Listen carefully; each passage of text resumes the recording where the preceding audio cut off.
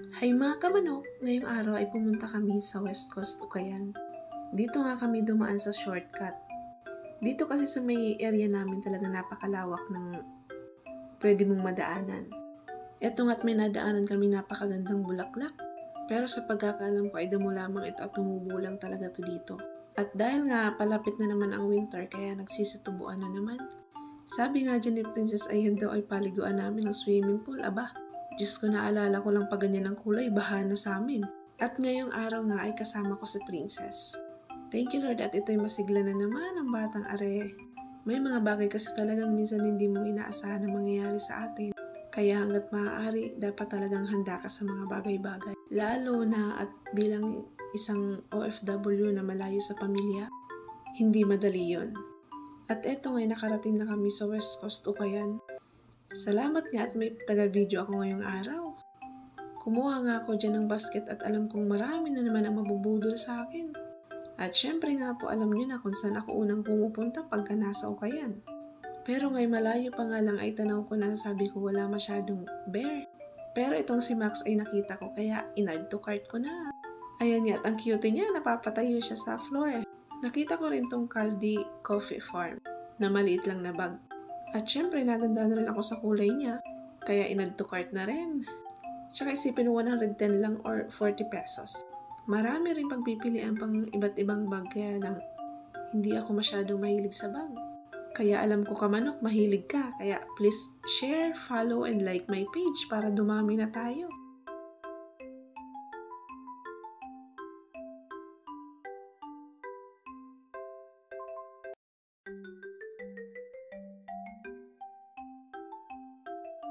At sinukat ko nga rin tong cup na may Mickey Mouse design. Kaso nga yellow green ang kulay, aba naman. Nung nakaraang buwan nga daw ay nag-sale to pero nung nakaraang buwan rin ay napaka-busy namin. Sunod-sunod nga ang mga occasion ng birthdayhan at syempre sa trabaho rin ay napaka-busy. Kaya isipin mo naman kahit napakalapit nito ay minsan na nga lang makapunta dito.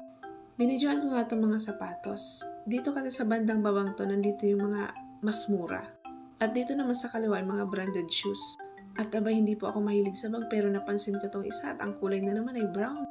Alam niyo po bang 253 pesos lang yan?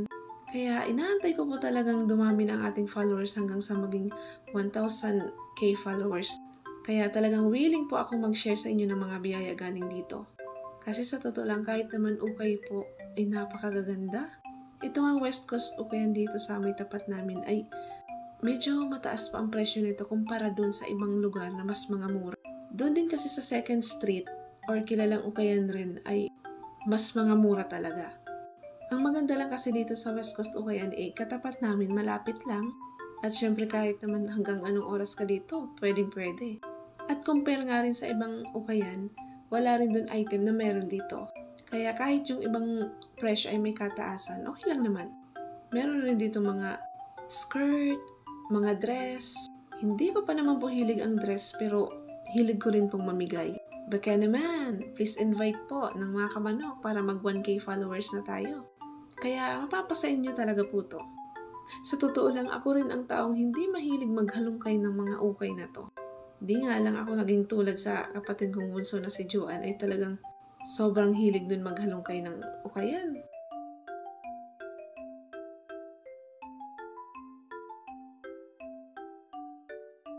Nung nakikita ko nga tong para siyang palda short, nagustuhan ko ang kulay at design niya kaya lang nung sinukat ko ay medyo malaki sa akin.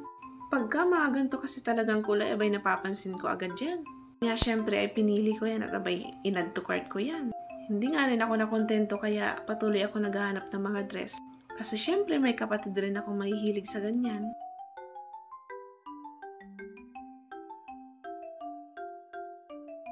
At pumunta rin ako dito sa mga pambata.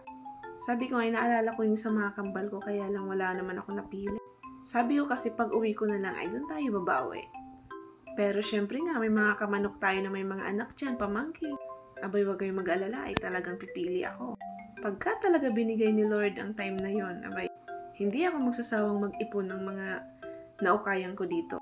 At kahit na hindi naman galing ukay, ay willing talaga akong bumigay ng mga ganon. Dito naman sa areang to, yung mga sapatos na to ay mga branded. May mga kamahalan talaga. Kahit nga medyo may luma na, inaabot pa rin ng mga libo.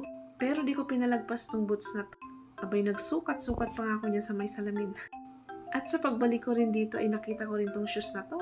Wala na-miss ko lang yung college life. At sabi ko nga parang bagay rin to minsan sa mga outfit ko. Cheers! Ayan o, diba? Parang bagay naman. At syempre, ang mahalaga dun ay kumasya.